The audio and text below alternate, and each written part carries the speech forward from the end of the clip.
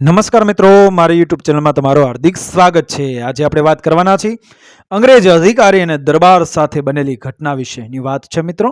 વર્ષો પહેલાની આ વાત, એ સમય જ્યારે ભારતની માટી પર અંગ્રેજોનો અહંકાર સિંહાસન પર બેઠો હતો। સફેદ ચામડી, ચમકતા બૂટ, લોખંડ જેવા નિયમો અને તોપ બંદૂકના જોરે તેઓ પોતાને અપરાજિત માનતા। ગુજરાતના એ અનેક રજવાડાઓ પર પણ તેમની નજર હતી। કેટલાક દરબારો ઝૂકી ગયા, કેટલાકે સંધિ કરી, પરંતુ એક દરબાર એવો હતો કે જેના લોહીમાં સ્વાભિમાન વહેતું હતું અને જેના હાથમાં તલવાર માત્ર લડાઈ માટે નહીં પણ ન્યાય માટે ઊંચી થતી। આ દરબાર હતો સૌરાષ્ટ્રની એક ગઢવાળી રિયાસતનો। ઊંચી દિવાલો, મજબૂત દરવાજા, અંદર શાંતિ અને બહાર શૂરવીરતાનો પરચો। દરબારનું નામ આજે ઇતિહાસના પાનાઓમાં ધીમે અવાજે લખાયું છે, પરંતુ તેની ગર્જના ત્યારે આખા પ્રદેશમાં સંભળાતી હતી। પ્રજાના સુખ દુઃખનો ખરો રખેવાળ, ધર્મમાં અડગ અને અપમાન સામે અગ્નિ સમાન એવો હતો એ દરબાર। એક દિવસ અંગ્રેજ સરકાર તરફથી એક ઉચ્ચ અધિકારી આવ્યો। નામ હતું કેપ્ટન એડવર્ડ હોવર્ડ। ઘોડા પર બેઠેલો, પાછળ 50 સૈનિકો, હાથમાં ચાબુક અને ચહેરા પર ઘમંડ। તેને લાગતું હતું કે આ પણ બાકીના રજવાડાઓ જેવું જ હશે। થોડી ધમકી, થોડો દબાવ અને દરબાર ઝૂકી જશે।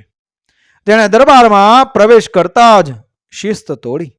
ન નમન ન અભિવાદન, સીધો દરબારની સામે ઊભો રહીને બોલ્યો, હિઝ હાઈનેસ, બ્રિટિશ સરકારના આદેશ મુજબ તમારે દર વર્ષે વધારાનો કર ભરવો પડશે અને તમારી ફોજ ઘટાડવી પડશે। દરબારમાં એક ક્ષણ માટે મૌન છવાઈ ગયું।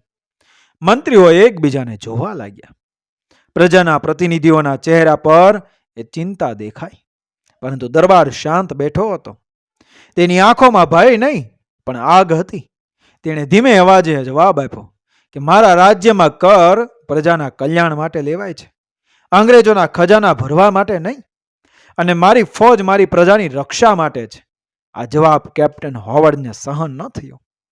તેણે આગળ વધીને અપમાનજનક શબ્દો કહ્યા, દરબારના વંશ, ધર્મ અને શાસન પર પ્રશ્ન ચિહ્ન મૂક્યા। મર્યાદા ઓળંગી ગઈ। એક ક્ષણે દરબાર ઊભો થયો। તેની તલવાર બહાર ન આવી, પરંતુ હાથ ઊંચો થયો અને એક જ ઝાટકામાં ધડાકો, અંગ્રેજ અધિકારીના ગાલ પર દરબારનો લાફો પડ્યો। સમગ્ર દરબાર હોલ સ્તબ્ધ થઈ ગયો। અંગ્રેજ સૈનિકો હાથ બંદૂક પર લઈ ગયા। મંત્રીનો શ્વાસ અટકી ગયા, પરંતુ દરબાર અડગ ઊભો રહ્યો। તેણે ગર્જના કરી, આ લાફો મારા સ્વાભિમાનનો છે। જે મારા રાજ્યનું અપમાન કરે તેને અહીં આવો જવાબ જ મળે। કેપ્ટન હોવર્ડ અપમાનથી લાલચોળ થઈ ગયો। એ જ ક્ષણે તેણે ધમકી આપી, આ અપમાનની કિંમત તમારે લોહીમાં ચૂકવવી પડશે। આખો અંગ્રેજ લશ્કર અહીં આવશે। એ જ દિવસે અંગ્રેજ અધિકારી અપમાન લઈને પાછો ફર્યો, પરંતુ આ લાફો માત્ર એક માણસ પર પડેલો નહોતો। એ લાફો અંગ્રેજ સામ્રાજ્યના અહંકાર પર પડ્યો હતો। થોડા દિવસોમાં જ સમાચાર ફેલાયા। બ્રિટિશ કમાન્ડે આને પોતાની શાનનો પ્રશ્ન બનાવી લીધો। નિર્ણય લેવાયો, દરબારને પાઠ ભણાવવો જ પડશે। થોડા જ અઠવાડિયામાં ધૂળ ઉડાવતી અંગ્રેજ લશ્કરની ટુકડી આગળ વધવા લાગી। સેંકડો સૈનિકો, તોપો, ઘોડેસવાર દળ અને આધુનિક બંદૂકો। એમને લાગતું હતું કે આ નાનકડી રિયાસત કેટલો સમય ટકશે। એક હુમલો અને દરબાર ઘૂંટણે આવી જશે, પરંતુ તેમને ખબર નહોતી કે તેઓ માત્ર જમીન પર નહીં પરંતુ સ્વાભિમાન પર ચડાઈ કરવા જઈ રહ્યા હતા। દરબારને જેમ જ ખબર પડી, તેણે યુદ્ધની તૈયારી શરૂ કરી। તેણે પ્રજાને એકત્ર કરી, ગામ ગામમાં સંદેશ મોકલ્યો, આ યુદ્ધ સત્તા માટે નહીં પરંતુ માન માટે છે, એવો સંદેશ હતો। ખેડૂતો હળ મૂકીને તલવાર લઈ આવ્યા। યુવાનો ભાલા ઢાલ લઈને ઊભા રહ્યા। સ્ત્રીઓએ કિલ્લાની અંદરથી અનાજ, પાણી અને દવાઓની વ્યવસ્થા કરી। દરબાર રાતે કિલ્લાની દિવાલ પર ઊભો રહીને પોતાની ધરતી તરફ જોતો। એને ખબર હતી કે અંગ્રેજો પાસે તોપ છે, ગોળા છે, પરંતુ એની પાસે જે હતું તે કોઈ તોપથી મોટું હતું. પ્રજાનો વિશ્વાસ, કે પ્રજાનો વિશ્વાસ. યુદ્ધ શરૂ થવાનું હતું, પરંતુ પહેલો ઘા કોણ મારશે? અને શું ખરેખર અંગ્રેજ લશ્કર અપરાજિત હતું? જ્યારે અંગ્રેજી તોપ સામે ઊભો રહ્યો સ્વાભિમાન, સૂર્ય હજુ ઉગ્યો પણ નહોતો, ત્યાં કિલ્લાની મિનારો પરથી શંખનાદ ગુંજી ઉઠ્યો. એ શંખનાદ કોઈ ધાર્મિક વિધિનો નહોતો, એ યુદ્ધનો સંકેત હતો. દરબાર આખી રાત ઊંઘ્યો ન હતો. તેણે યુદ્ધ પહેલા અંતિમ વખત કિલ્લાની પરિક્રમા કરી. દરેક સૈનિકની આંખોમાં જોયું અને એક જ વાત કહી, આ યુદ્ધ જીતીએ કે હારીએ, પરંતુ ઝૂકવાનું નથી. આ યુદ્ધ જીતીએ કે હારીએ, પરંતુ ઝૂકવાનું નથી. બીજી તરફ અંગ્રેજ લશ્કરનો પોતાનો આખો ભાર લઈને આગળ વધી રહ્યો હતો. ધૂળના વંટોળ વચ્ચે તોપો ઘસડાતી આવતી, ઘોડાઓના ટાપા જમીન ફાડી નાખતા અને સફેદ ચામડીવાળા સૈનિકોના ચહેરા પર ઘમંડ ઝલકાતું. તેમને પૂરો વિશ્વાસ હતો કે આ દેશી દરબાર 2 ઘંટા પણ ટકશે નહીં. અંગ્રેજ કમાન્ડર મેજર વિલિયમ બ્રાઉન પોતાના તંબુમાં બેઠો નકશો જોઈ રહ્યો હતો.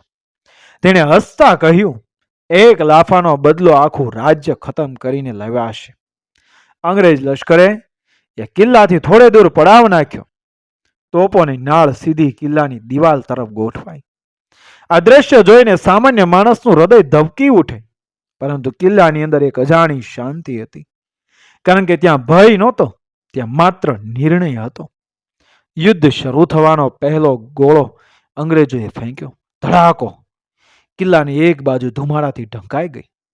પથ્થરો ઉડ્યા, દિવાલો કંપી. અંગ્રેજ સૈનિકોએ જયઘોષ કર્યો. એમને લાગ્યું કે હવે બધું પૂરું. પરંતુ જેમ ધુમાડો છટાયો, તેમ એક અદ્ભુત દ્રશ્ય સામે આવ્યું. કિલ્લા પર ભગવો ધ્વજ હજી પણ અડગ લહેરાતો હતો. દરબારે તલવાર બહાર કાઢી. તેણે હાથ ઊંચો કર્યો અને કિલ્લાની અંદરથી ગર્જના ઉઠી, જય માતૃભૂમિ! એ સાથે જ કિલ્લાની દિવાલો પરથી તીર, પથ્થરો અને દેશી બંદૂકોના ગોળા વરસવા લાગ્યા. અંગ્રેજો આ પ્રતિકારની તીવ્રતા માટે તૈયાર ન હતા. તેમને લાગતું હતું કે આ લોકો પહેલો જ હુમલો સહન ન કરી શકશે. યુદ્ધ ધીમે ધીમે ભયંકર બનતું ગયું.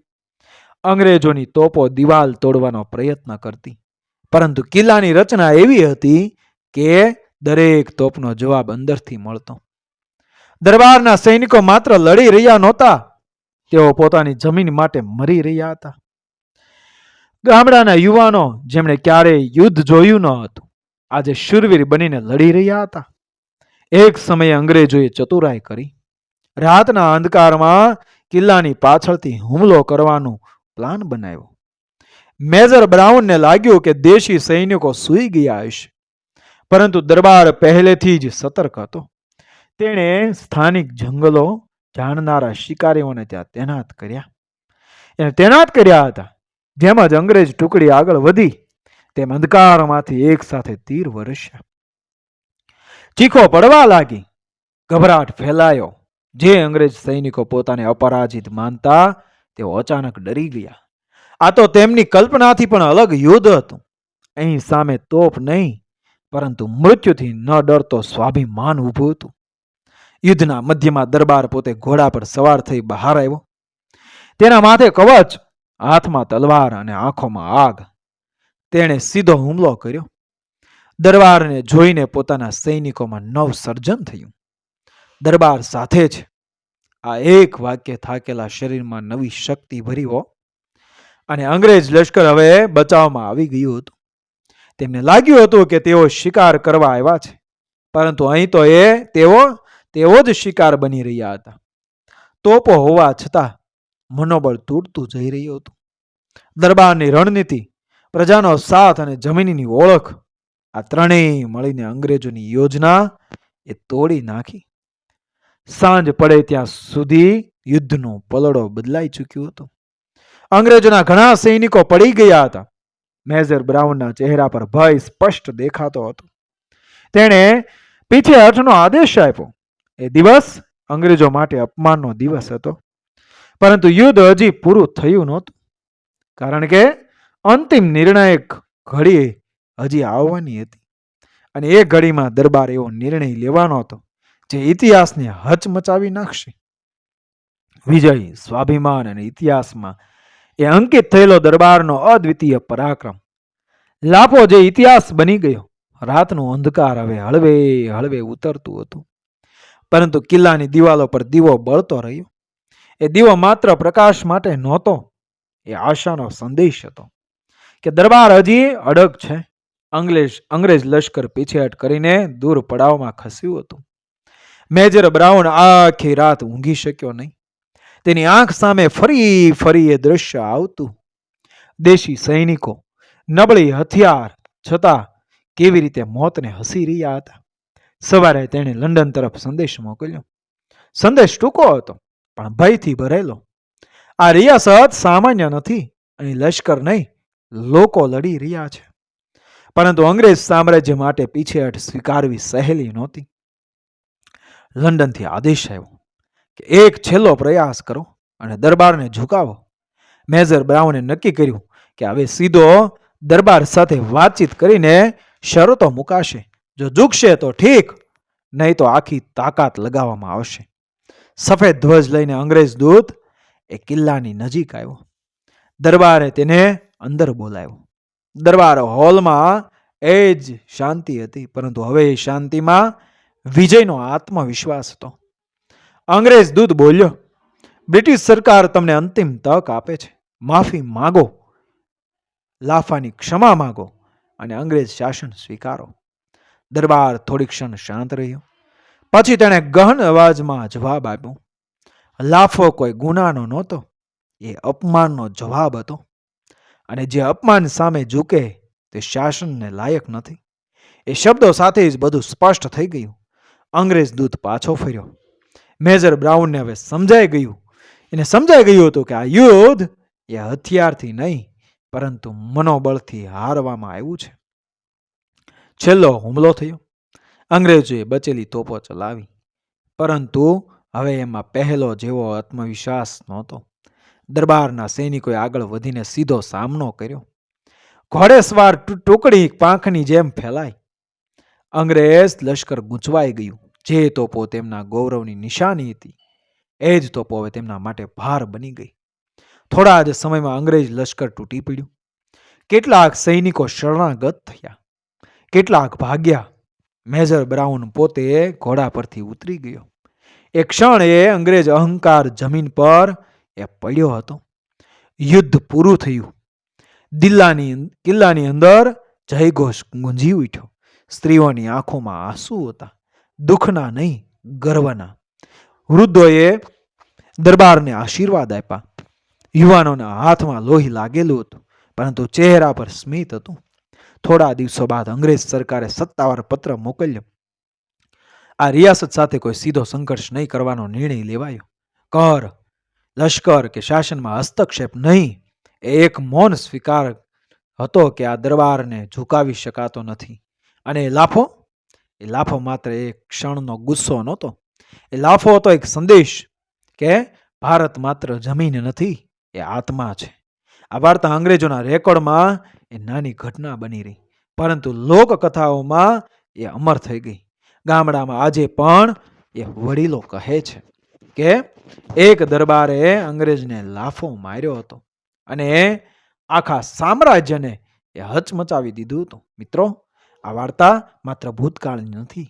આ વાર્તા દરેક એને યાદ અપાવે છે કે જ્યારે સ્વાભિમાન જાગે ત્યારે સૌથી મોટી તાકાત પણ નાની પડી જાય. મિત્રો, આ વાર્તાના લેખકના વિચારો દ્વારા કાલ્પનિક રચના કરવામાં આવેલી છે. તેમાં આવતા તમામ પાત્રો, દ્રશ્યો, સ્થળ, દરેક વસ્તુ કાલ્પનિક છે, જેની નોંધ લેવી. મિત્રો, વિડીયો પસંદ આવ્યો મારી ચેનલ સબસ્ક્રાઈબ કરો, ફોલો કરો, શેર કરો. મળી આવી જ ઘટનાને પ્રેરણાદાયક વાર્તાઓ સાથે આગળના વિડીયોમાં બન્યા રહેજો મારી ચેનલ સાથે. જય શ્રી કૃષ્ણ, રાધે રાધે, જય માતાજી.